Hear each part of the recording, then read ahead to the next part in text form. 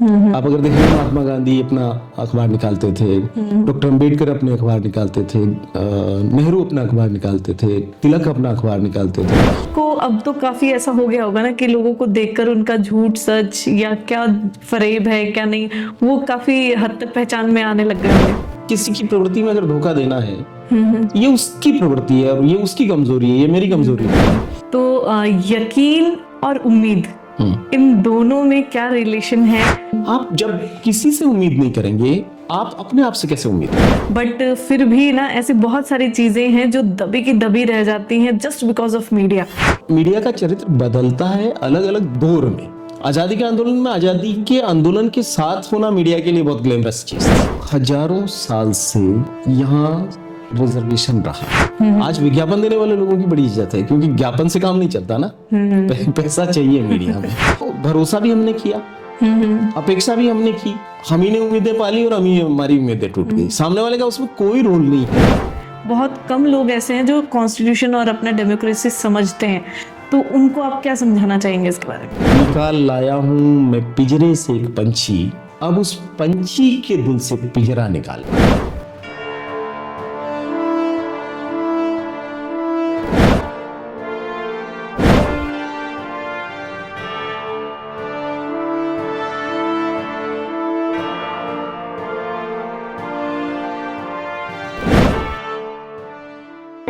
जितेंद्र मेघवाल की जो हत्या हुई आप सबको मालूम है किन लोगों ने की, और जो हत्यारे हैं उनके पक्ष में 10,000 लोगों ने रैली निकाली, भगवा झंडा हाथ में लेकर के वंदे मातरम और जय श्री राम के नारे लगाते हुए।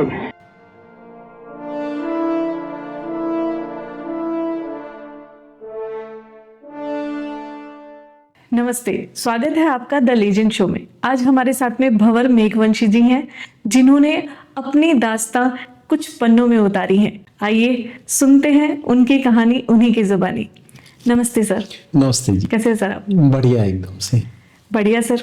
कैसी चल रही है सर लाइफ? लाइफ तो बढ़िया ही चल रही है, जैसी कि आमतौर पे चलती रहती है। तो बेसिकली आपने ये साहित्य, सोशल एक्टिविस्ट के अंदर आना, ये आपको प्रेरणा कहाँ से मिली? बहुत पहले मैं जब 16 साल का रहा होऊंगा, एक तो मुझे पढ़ने का बहुत रुचि रहा। मैं एक गांव में पैदा हुआ और गांव की स्कूल में जब मैं चौथी क्लास में पढ़ने लग गया, तो हमारे यहाँ एक छोटी सी लाइब्रेरी होती थी ट्रंक में, 200 छोटी छोटी किताबें उसमें थी। तो मैंने पहली किताब जो पढ़ी वो थी काजीरंगा जो सेंचुरी है, उसमें गेंडे के शिकार की कहानी थी वो। तो उस किताब का नाम था काजीरंगा में आखिरी दाव। और ये किताब मैंने पढ़ी होगी 1984 में। तो मुझे समझ में आया कि पढ़ना कितना मजेदार, क्योंकि वो कहानी इस तरीके से लिखी गई थी कि उसको पढ़ने से समझ में आया कि पढ़ना बहुत आनंददायी चीज होती है। तो ये जो जॉय ऑफ रीडिंग है, ये वहां से पैदा हुआ। देन फिर मैं पढ़ता रहा कई प्रकार की चीजें, और फिर 90 के बाद मैं कविताएं लिखने लगा, और फिर मैं कवि सम्मेलनों में जाने लगा और कवि सम्मेलनों में कविताएं पढ़ने लगा। तो मैं कई साल तक कुछ कविताएं ही लिखता था। फिर मैं पद्य से गद्य विधा में आया और फिर मैंने कहानियां लिखना शुरू किया, और ये सब करते हुए फिर मैं 2 साल के लिए गवर्नमेंट टीचर था, और उस दरमियान भी मेरा लिखना उठना ये सब जारी था। फिर मुझे लगा कि मुझे जर्नलिज्म करना चाहिए, और फिर मैंने 99 से मैं एज ए जर्नलिस्ट काम शुरू किया। जर्नलिस्ट के रूप में काम करते करते मैं सोशल एक्टिविस्टों से मिला और मैं जर्नलिज्म से एक्टिविज्म की तरफ आ गया। तो मेरा ये इस तरह का पढ़ना। जर्नलिज्म आपका चूज करना, उसकी तरफ आपका रुझान, कोई कारण था या फिर बस ऐसे ही किसी पॉलिटिक्स में आना था आपको, या फिर किसी और कारणवश आपने ये डिसाइड किया? नहीं, मुझे लगता था कि लोगों की बात पहुंचाने के लिए उससे बेहतर माध्यम नहीं हो सकता है। और क्योंकि मैं सदैव ही इस देश के जो महापुरुष और महास्त्रियां रही, उनको पढ़ते लिखते रहा हूं, तो मुझे लगता था कि जैसे आजादी के आंदोलन में हमारे जितने भी देश के बड़े नेता थे, वो नेता तो थे पर उसके साथ साथ जर्नलिस्ट भी थे। आप अगर देखेंगे महात्मा गांधी अपना अखबार निकालते थे, डॉक्टर अंबेडकर अपने अखबार निकालते थे, नेहरू अपना अखबार निकालते थे, तिलक अपना अखबार निकालते थे। तो वो एक धारा रही। बाद में भी राम मनोहर लोहिया को और कई और लोगों को भी देखा मैंने, जो अपना कोई इनको अखबार या निकालते थे और उसके जरिए अपनी बात कहते थे। तो मेरा जो प्रेरणा थी, मेरी प्रेरणा वहां से थी कि मैं जिन लोगों के लिए काम करना चाहता हूं उनकी आवाज अगर कहीं रखनी है मुझे, तो वो शायद जर्नलिज्म एक अच्छा माध्यम हो सकता है, मीडिया एक अच्छा माध्यम हो सकता है। तो यही मेरी पर मीडिया के कहीं ना कहीं कुछ नेगेटिव पॉइंट्स भी हैं जो कि आजकल बहुत ज़्यादा ट्रेंड पे चल रहे हैं। किसी को हार्म करने का वो नहीं है मेरा ऐसा, बट फिर भी ना ऐसी बहुत सारी चीज़ें हैं जो दबी की दबी रह जाती हैं जस्ट बिकॉज ऑफ मीडिया। क्योंकि जो चीज़ हमें हाईलाइट करनी चाहिए, जो चीज़ समाज के सामने रखनी चाहिए, वो कहीं ना कहीं दबी रह जाती है। क्या लगता है आपको कि आज भी लोग सामने आ रहे हैं? मुझे लगता है कि देखिए, मीडिया कभी भी बहुत निष्पक्ष, निर्दोष, पवित्र वस्तु नहीं रहा है जैसा कि उसको मानते हैं। सदैव उसकी अपनी एक पक्षधरता है। आजादी के आंदोलन में वो आजादी के आंदोलन के साथ था, लेकिन उसी समय आप देखते हैं कि कई सारे अखबार थे जो ब्रिटिशर्स के साथ। हाँ जी, हाँ जी। बाद की धारा में भी आप देख सकते हैं, इमरजेंसी के दरमियान भी देख सकते हैं कि जिन लोगों ने इमरजेंसी आयद की उनके साथ भी लोग मत मीडिया के लोग थे। आज भी हम देखते हैं। तो मीडिया का जो ये चरित्र है, और मीडिया का चरित्र बदलता है अलग अलग दौर में। आजादी के आंदोलन में आजादी के आंदोलन के साथ होना मीडिया के लिए बहुत ग्लैमरस चीज थी। लेकिन आफ्टर ग्लोबलाइजेशन, लिबरलाइजेशन और प्राइवेटाइजेशन, कारपोरेट का जो प्रवाह पूंजी का आया है, उसके बाद मीडिया का चरित्र निश्चित रूप से बदला है। और मैं वो देखता हूं कि मैं जब जर्नलिज्म में आया तो ज्ञापन देने वाले लोगों की बड़ी इज्जत थी। आज विज्ञापन देने वाले लोगों की बड़ी इज्जत है, क्योंकि ज्ञापन से काम नहीं चलता ना, पैसा चाहिए मीडिया में। तो आपका कहना सही है, बहुत सारी चीजें दबी रह जाती है। बावजूद इसके भी और क्या तरीका है जिससे चीजें बाहर आती हैं। बहुत लेटेस्ट में आजकल देख रहा हूं कि बस्तर, छत्तीसगढ़ में एक जर्नलिस्ट की बहुत क्रूर तरीके से हत्या की गई, मुकेश चंद्राकर की। वो बहुत रिमोट इलाके में अपना माइक लेकर के गांव-गांव पहुंच करके वो रिपोर्टिंग कर रहा था, और उसने सैकड़ों करोड़ रुपए का सड़क घोटाला उजागर किया, और फाइनली उसको मार दिया गया। लेकिन आज वो जो कुछ चाहता था वो पूरी दुनिया जान पाई कि ये यहाँ पे हो रहा है, और वो सारे जो कल्प्रिट हैं वो सलाखों के पीछे हैं। तो मेरा मानना है कि बहुत कुछ दब जाता है, लेकिन बहुत कुछ बलिदान बाहर भी निकल के आता है। बात यह है कि कौन किस अप्रोच से मीडिया का उपयोग कर रहा है। सच को काफी संघर्ष करना पड़ता है आगे निकलने के लिए। हाँ, देखिए, वो सबको संघर्ष करना पड़ता है। मुझे लगता है कि सत्य का अपना एक रास्ता है जरूर, लेकिन मुश्किल रास्ते हैं। जब भी आप कोई भी पॉजिटिव चीज करते हैं तो वो उस तरीके से नहीं फैलता जिस तरीके से नेगेटिव और सनसनी फैलती है। तो सत्य एक पॉजिटिव चीज है और उसको जगह बनानी पड़ती है। आप जब भी, झूठ में अपना रस है ना, आप निंदा करते हैं तो बहुत आनंद आता है ना, ठीक है ना, और एक जुगुप्सा भी होती है अंदर कि हाँ हमने झूठ बोला। लेकिन मुझे लगता है कि सच की जो ताकत है, और हमारी आजादी के आंदोलन के दौरान वो कहा भी गया कि मतलब कई लोग कहते हैं ना कि ईश्वर सत्य है, लेकिन उस दरमियान ये कहा गया कि सत्य ही ईश्वर है, और वो है कहीं न कहीं। मुझे लगता है कि इसलिए सच्चाई की अपनी ताकत है और वो निखर के आती है। इसमें भी दो चीजें मैंने भी पढ़ी थी, और मैंने खुद एक्सपीरियंस भी की अपनी लाइफ में, कि झूठ होता है ना, उसको याद रखना पड़ता है। बिल्कुल, उसको याद रखना पड़ता है। याद रखने के साथ साथ उसके इर्द गिर्द आपको और बहुत सारा झूठ बुनना पड़ता है, तब उस झूठ को आप बरकरार रख पाते हैं। नहीं तो क्या, हमको लगता है कि वो कहीं न कहीं उसमें से सच छन करके बाहर आ रहा है, तो वो सच जो छन के बाहर आ रहा है उसमें फिर और आपको कुछ लगाना पड़ता है झूठ, और वो फिर बहुत बड़ा झूठ बन जाता है। फिर एक दिन वो झूठ अपने आप में ही इतना बोझिल हो जाता है कि वो खुद ही गिर जाता है। तो और लेकिन झूठ चाहे कितना भी पुराना क्यों ना हो, एक ना एक दिन सामने आ ही जाता है।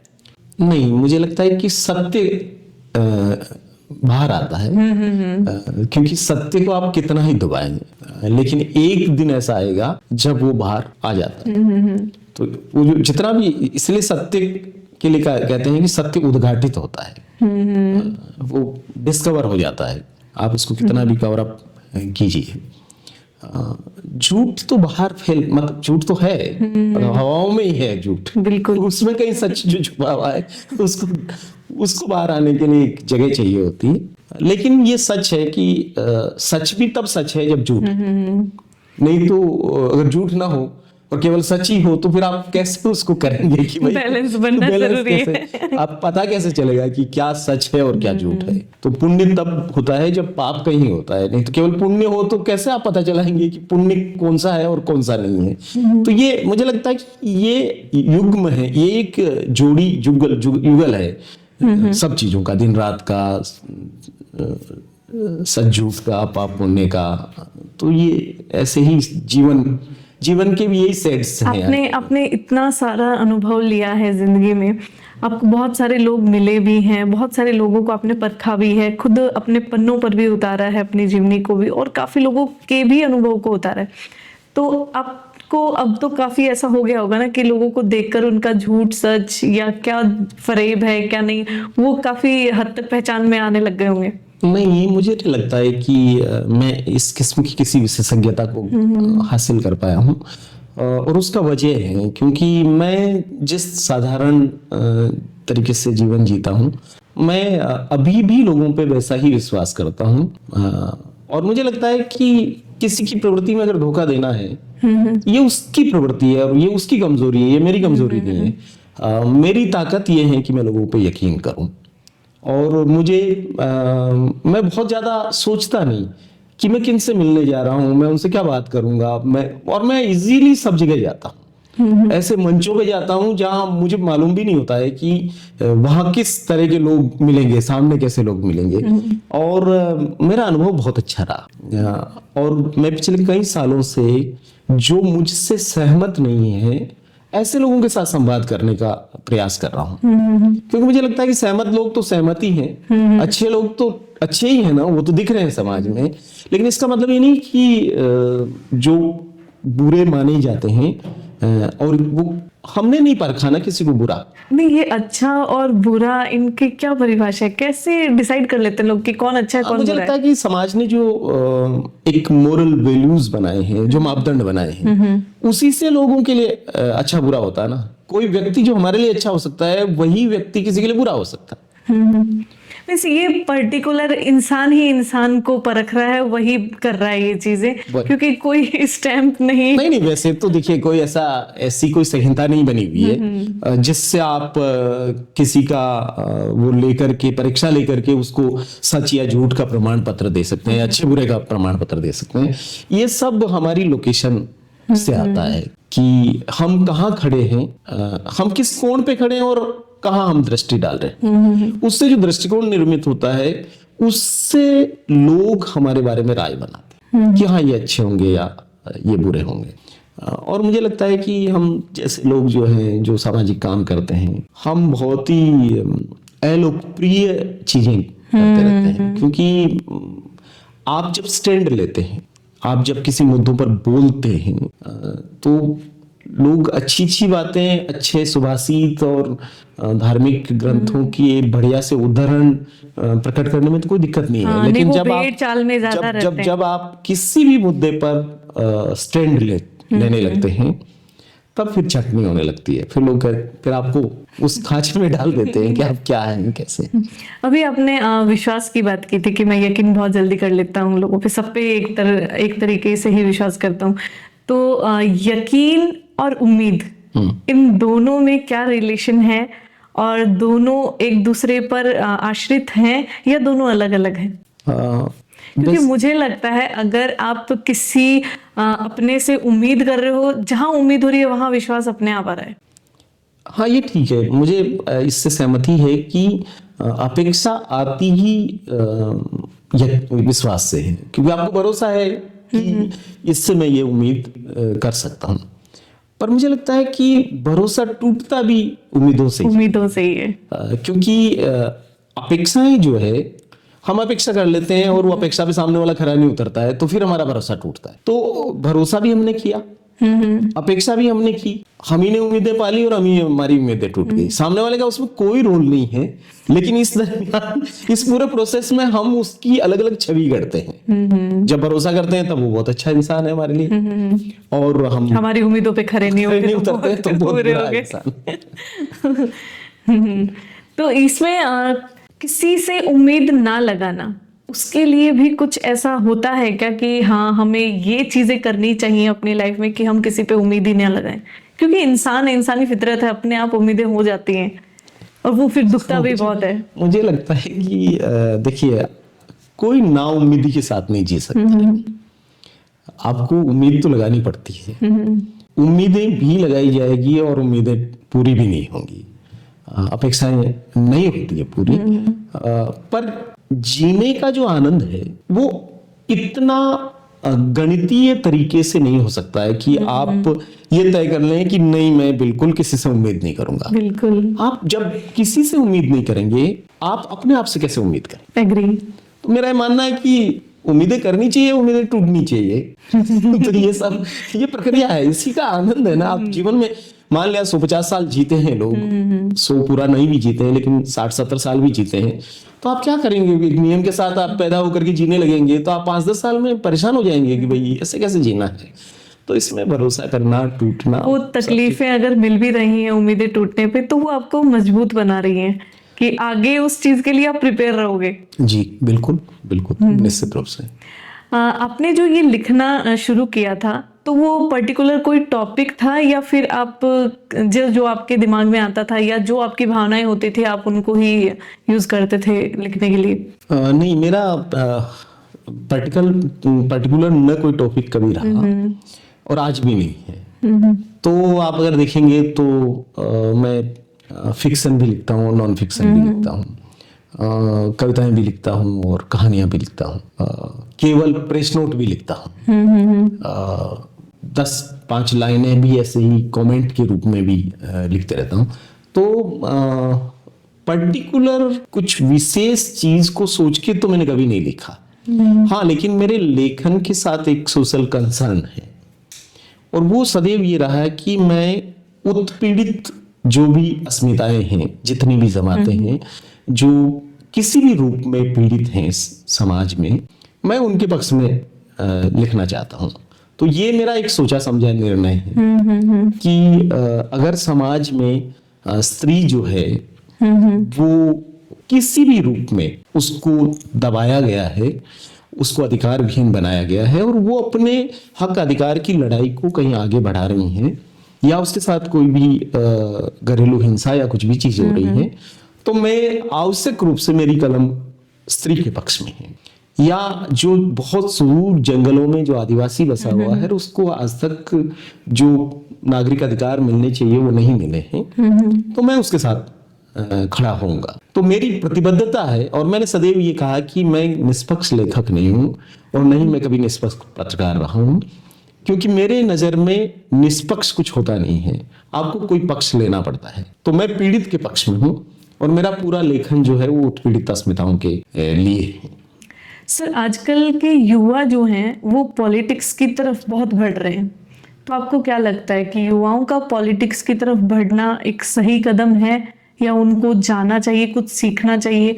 युवा जो है वो हमारे देश में काफी कुछ बदलाव ला सकते हैं। हाँ, निश्चित रूप से युवा हमारे देश में नहीं बल्कि पूरी दुनिया में जितने भी बड़े बदलाव आए उसमें युवाओं की भूमिका सदैव बहुत ही महत्वपूर्ण रही है और मैं इसको बुरा नहीं मानता कि युवा पॉलिटिक्स में जा रहा है। और मुझे ये भी नहीं लगता है कि राजनीति कोई बुरी चीज है या गंदी चीज है, क्योंकि बड़े बदलाव अगर आपको लाने हैं तो उसमें राजनीतिक इच्छा शक्ति का होना बहुत जरूरी है। बिना राजनीति के, बिना राजसत्ता के सहयोग के आप छोटे मॉडल बना सकते हैं, आप एक गांव को आदर्श गांव बना सकते हैं, अपने परिवार को आदर्श बना सकते हैं, लेकिन अगर बहुत बड़ा सामूहिक काम करना है तो उसके लिए राजनीति की जरूरत होती है। लेकिन जो युवा राजनीति में जा रहे हैं वो क्या समझ के साथ जा रहे हैं, वो महत्वपूर्ण सवाल है।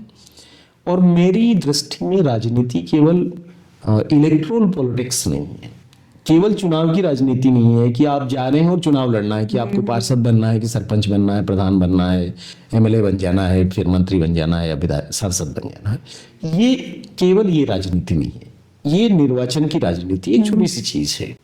राजनीति आप जब घर में अपने प्रति कुछ हो रहा है और आपको लगता है कि ये मेरा हक छीना जा रहा है या मेरे पे अन्याय हो रहा है, आप बोलना शुरू करते हैं, आप वहां से राजनीति शुरू कर देते हैं। आप जब अपने मोहल्ले में बोलते हैं, समुदाय में बोलते हैं, गांव में बोलते हैं, तो राजनीति है। अपने आप को अभिव्यक्त करना, इसका मतलब है आपने राजनीति शुरू कर ली। तो उस रूप में मैं राजनीति को देखता हूँ और उसको बुनियाद के रूप में देखता हूँ। तो समाज का एक पॉलिटिसाइजेशन होना चाहिए, राजनीतिक शिक्षण होना चाहिए और युवाओं का जरूर होना चाहिए, लेकिन वो केवल अगर किसी का जिंदाबाद मुर्दाबाद करने जा रहे हैं, केवल झंडे उठाने जा रहे हैं, दरिया बिछाने के लिए जा रहे हैं, हिंदू मुस्लिम या अगर वो सांप्रदायिक सद्भाव को बिगाड़ रहे हैं, जातिवाद फैला रहे हैं, मुझे लगता है वो राजनीति नहीं कर रहे हैं। ये जो विभाजन का काम है समाज का, वो राजनीति नहीं है। आज लोगों को लगता है कि हम किसी को गाली दे करके, कुछ नेगेटिव बात करके, किसी समुदाय को टारगेट करके हम करेंगे तो वो हमारी राजनीति है। मुझे लगता है कि नहीं, हम देश को नुकसान पहुंचा रहे हैं। तो मेरा तो युवाओं से बस बिल्कुल यही आग्रह रहता है, जरूर राजनीति में जाइए, क्योंकि राजनीति से बड़े बदलाव होते हैं। मैं कुछ बड़े नागरिक अधिकार आंदोलनों का हिस्सा रहा हूँ। आपने सूचना का अधिकार सुना होगा, और रोजगार गारंटी कानून, शिक्षा का अधिकार जो लोगों को मिला, राइट टू फूड जो मिला, आप जो ये रैन बसेरे देखते हैं, बेघर लोगों के लिए जो चीजें देखते हैं, इन तमाम नागरिक अधिकारों को जिन लोगों ने लाया, उन लोगों के साथ काम करने का मेरा लंबा अनुभव रहा। और मैंने ये महसूस किया कि जो बड़े काम होते हैं उसमें राजनीति मदद न मिले। जैसे नरेगा जब आया, रोजगार गारंटी कानून 2005 में, तो 40,000 करोड़ रुपया उसमें बजट था। तो अगर आप राजनीतिक चीजों में इन्वॉल्व नहीं करते हैं तो 40 रुपया भी आपको कोई नहीं देता है। बिल्कुल बिल्कुल। तो मेरा ये मानना है कि आप पॉजिटिवली चीजों को कीजिए और युवा वो कर सकते हैं। लेकिन अभी युवा जिस तरह की राजनीति में फंसे हुए हैं, अगर वो राजनीति को खुद चलाते हैं तो बहुत अच्छी बात है। राजनीति अगर उनको चला रही है तो मुझे लगता है कि उनको सोचना चाहिए। आपने दलित समुदाय के लिए भी काफी स्टैंड लिया था, तो उसके पीछे आपका क्या कारण था कि आपने दलित समुदाय के लिए एक स्टैंड लेना सही समझा? मैंने आपसे पहले बातचीत में ये कहा कि मेरी पक्षधरता सदैव उत्पीड़ित जमाते हैं, जो तकलीफ में समुदाय है उनके साथ है। और मुझे लगता है कि दलितों के लिए स्टैंड लिया ये थोड़ा सही शब्द नहीं है। क्योंकि मैं वहीं पैदा हुआ, मैं उसी समुदाय में पैदा हुआ, तो मैंने उसको स्वयं पे भुगता है। मैंने देखा है कि कैसे आप केवल कहीं किसी कम्युनिटी में पैदा होते हैं और आपको बाय बर्थ डिस्क्रिमिनेशन झेलना पड़ता है। आपके नामों को जिस तरीके से लिया जाता है, आपको जितना दूर रखा जाता है चीजों में, मतलब आपको महसूस होने लगता है। मुझे तीसरी क्लास में महसूस होने लगा है कि मेरा समुदाय अन्य समुदायों से नीचे है।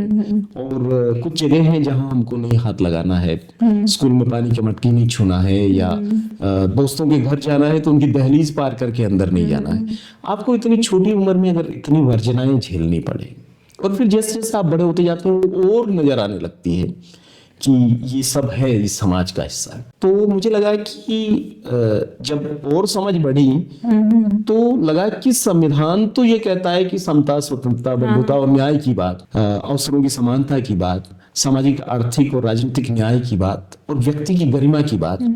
लेकिन यहाँ तो व्यक्ति की गरिमा छोड़िए, यहाँ समुदायों की कोई गरिमा नहीं। बिल्कुल। आपको आश्चर्य होगा कि बहुत सारी जातियों के जो नाम है वो नाम गाली बन चुके हैं। बिल्कुल। अगर अचानक लोगों को गुस्सा आ जाए और उनको गालियां याद ना आए, वो 4 दलित जातियों को एक साथ बोल लेते हैं और उसी से गाली का काम चला लेते हैं। तो अगर हमने किन्हीं समुदायों को इस रूप में पूरी तरीके से एक्सक्लूड कर दिया समाज से, तो कितनी भयंकर बात है। मैं देखता हूँ कि जो सफाई कर्मचारी समुदाय है, जिसको सर्वाधिक हमने नीचे धकेल दिया है, वो समाज जो सफाई कर रहा है वो नीचा है और जो गंदगी कर रहा है वो ऊंचा। तो ये जो सोच है हमारे समाज की कि हमने व्यक्तियों को जाति के आधार पे अनटचेबल बना दिया।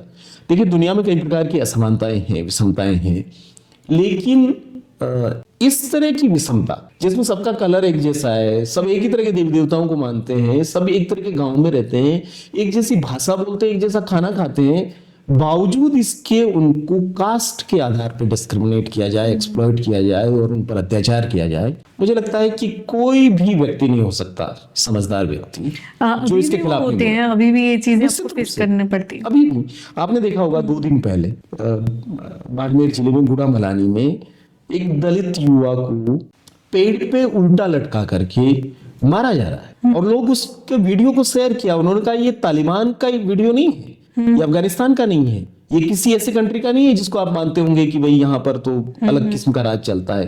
ये हमारे अपने लोकतंत्र का और हमारे आज की हकीकत है। मैं कभी कभी देखता हूँ कि कोई व्यक्ति मूंछ रख ले, आप उसको मार डालेंगे। कोई घोड़े पर बैठना चाहता है शादी में, आप उसको मार डालेंगे। तो ये क्या मतलब क्या परिस्थिति है?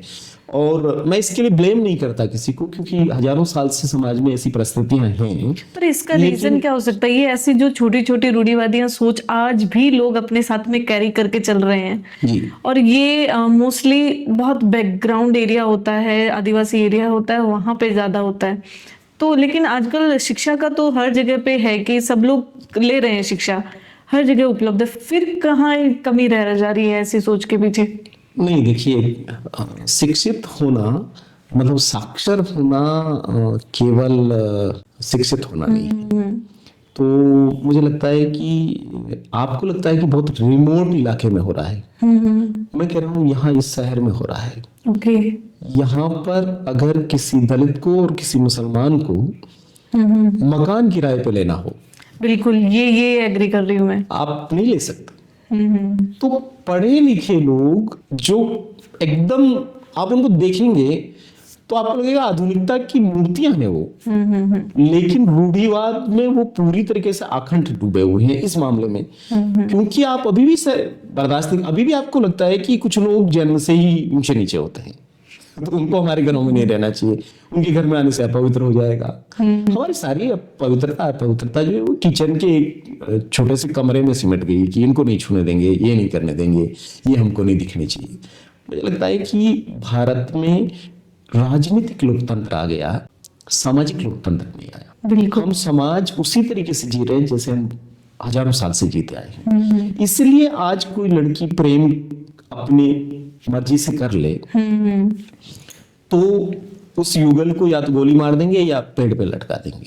आप पंचायतें क्या कर रही हो? जाति पंचायतें क्यों है समाज में? जब आपका अदालत चल रही है तो फिर जातियों की पंचायत बैठ के कैसे तय कर सकती है कि लड़का लड़की प्रेम करेंगे या नहीं करेंगे? और आपका क्या काम है? मैं ये सोचता हूँ कि समाज का काम है ये कि कौन प्रेम करेगा या नहीं करेगा।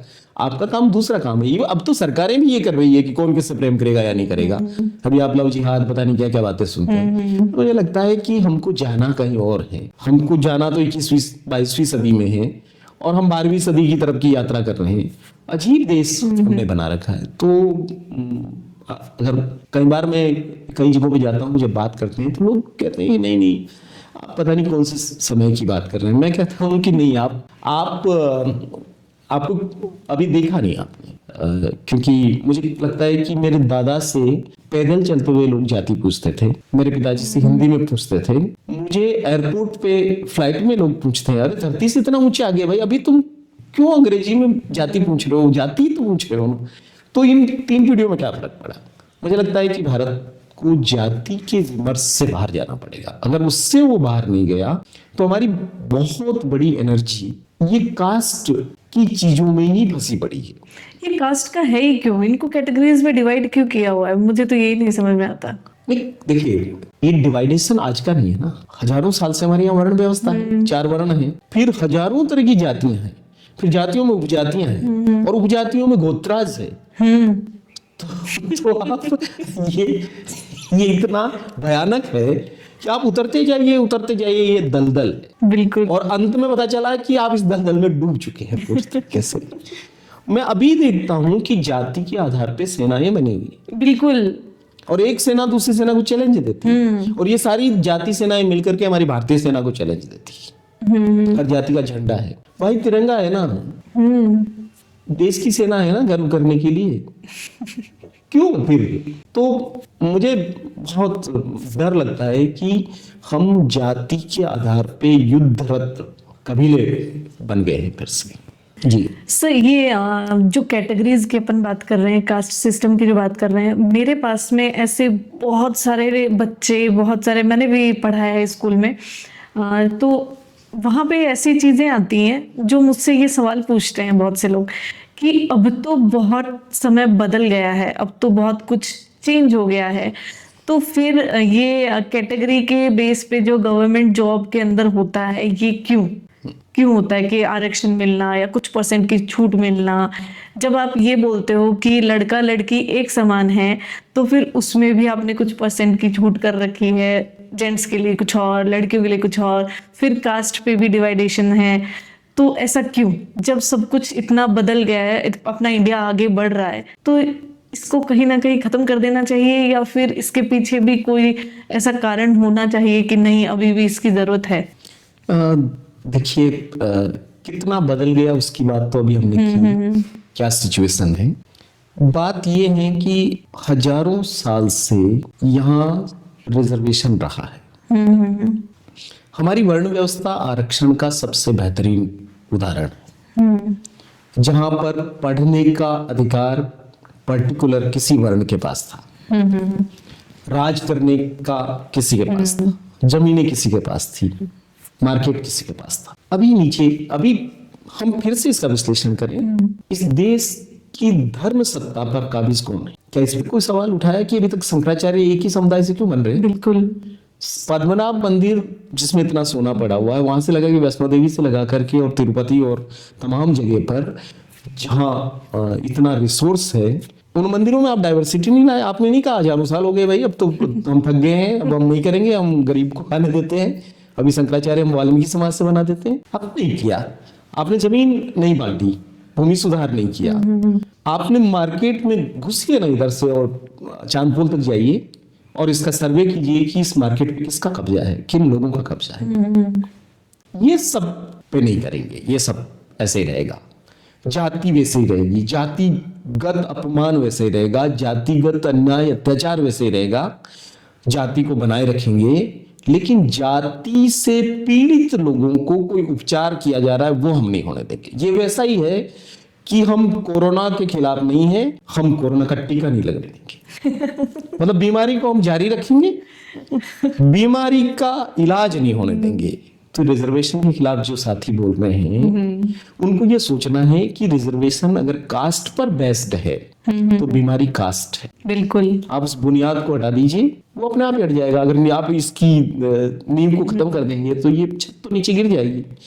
आप कहेंगे कि नहीं, ये बुनियाद रहेगी, सब कुछ रहेगा, हम छत को हटाते हैं। ये नहीं चल सकता, ये हिपोक्रेसी है हमारे समाज की। बिल्कुल, इस तरीके से नहीं सोचना चाहिए। और इतने से दिनों में आप परेशान हो गए, हजारों साल से जो व्यवस्था बनी है उसमें परेशान नहीं हुए, 70 साल ही नहीं हुए अभी, और रिजर्वेशन ठीक से लागू ही नहीं हुआ अभी, और इतना ज्यादा उसके खिलाफ लोगों को बनाया गया।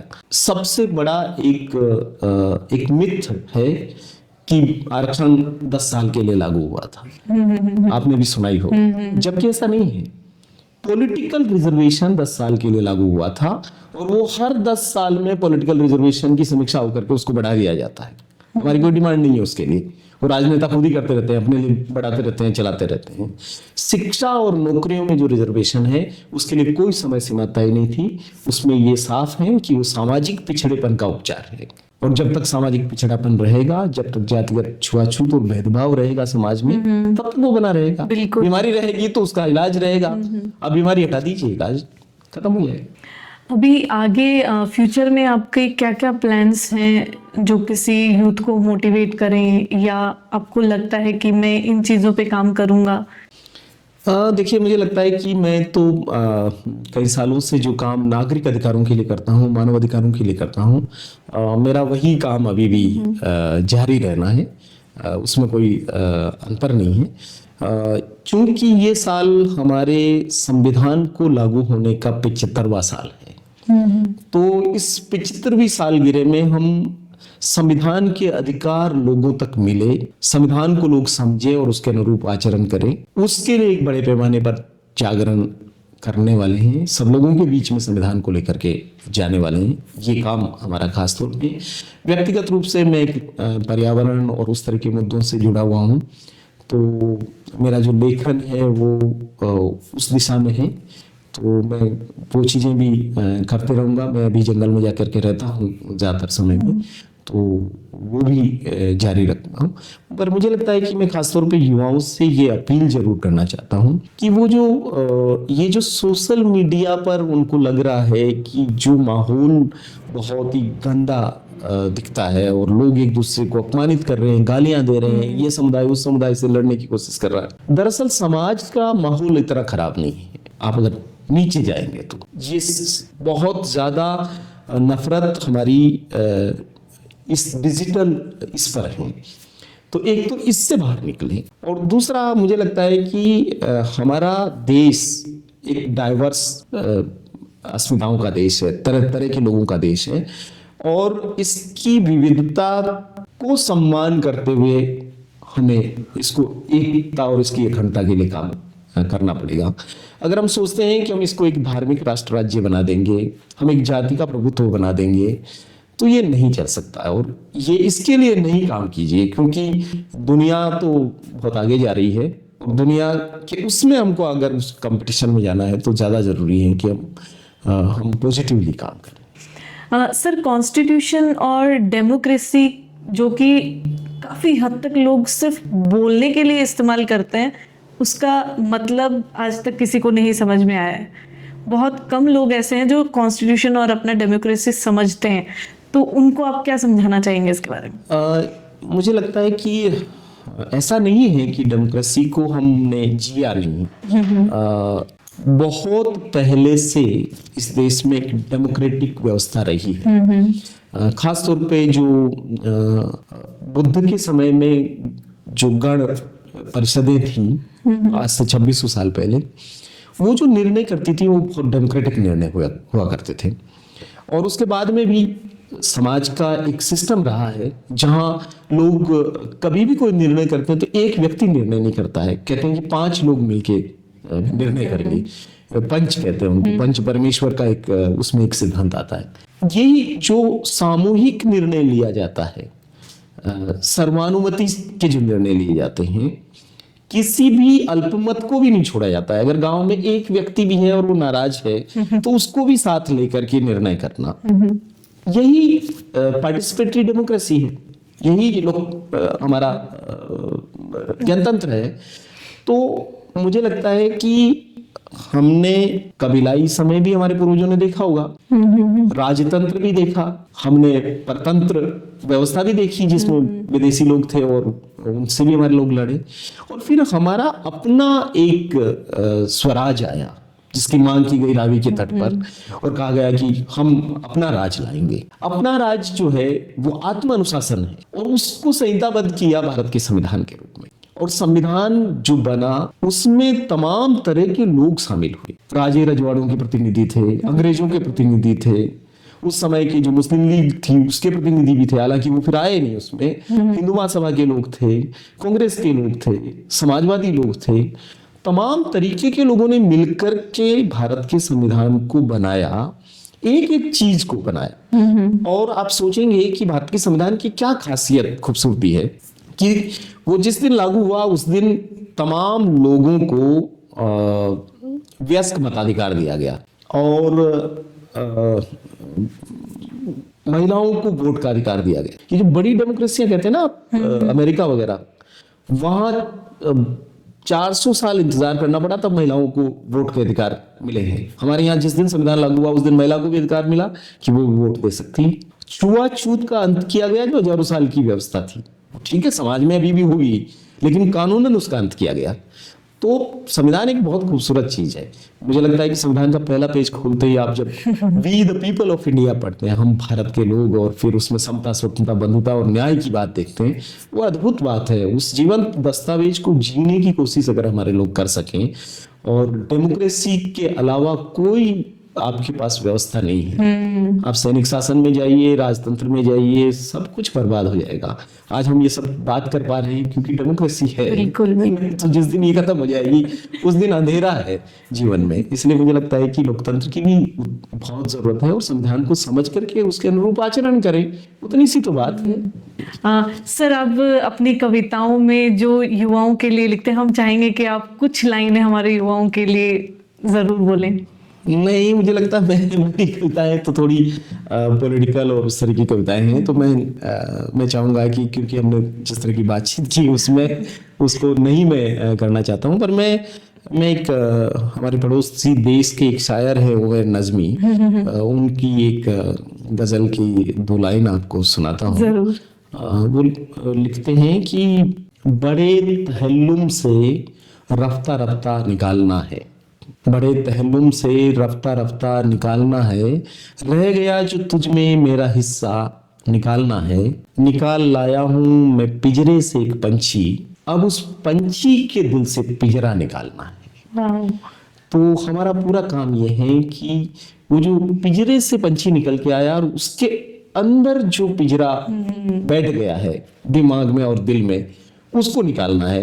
ये जो भय है किसी भी प्रकार का, उस भय से पूरा समाज मुक्त हो। और हमारे राष्ट्रकवि रविन्द्रनाथ टैगोर ने जो कहा कि निर्भय मन और सिर ऊंचा, वो हम अपना देश बना पाए जिसमें किसी प्रकार का कोई किसी के प्रति नफरत का भाव नहीं हो, कोई डर का भाव नहीं हो। कोई क्या पहनता है, कोई क्या खाता है, कौन मंदिर जाता है, कौन मस्जिद जाता है, कौन गुरुद्वारे जाता है, क्या फर्क पड़ता है। जिसको जहाँ जाना जाए, और मेरे जैसे लोग जो कहीं नहीं जाते हैं वो भी जिंदा रहे इस देश में, तो ठीक है। Thank you so much sir, बहुत अच्छा लगा आपसे बात करके। शुक्रिया आपका भी, बहुत बहुत धन्यवाद। उम्मीद है आपको भंवर जी के साथ में हमारी बातचीत पसंद आई होगी। अगले एपिसोड के लिए बने रहे द लेजेंड शो पे। Thank you.